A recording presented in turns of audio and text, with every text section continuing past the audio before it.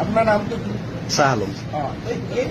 আপোনালোক শ্বাহ আলম বা USPMৰ মহিবুল হক, আপোনালোকে চব বস্তু যেনেকে মিলাই দিছে আমি থাকিম। এইটো প্ৰতিদিনেও কৰিছে, কেইবাটাও নিউজ চেনেলে কৰিছে। মই শ্বাহ আলমক প্ৰশ্ন সুধিম যে কেতিয়াবালৈকে আমি থাকিম নে নাই অসমত?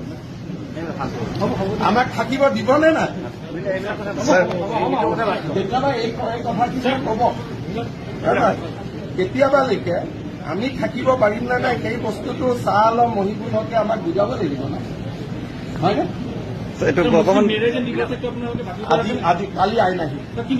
নাই নাই, আমি একো নাই, খালি মই হাঁহিয়াই কৈছো যে আমি এখন অসমত থাকিব পাৰিম নাই এইটো আমাক বুজাই দিব। বিষয় যিহেতু চৰ্চা হয় সেইকাৰণে সুধিলো। চৰ্চিত বিষয় কাৰণে কৈছো, আটাইতকৈ চৰ্চিত বিষয় হ'ল ডেমগ্ৰাফিক চেঞ্জ।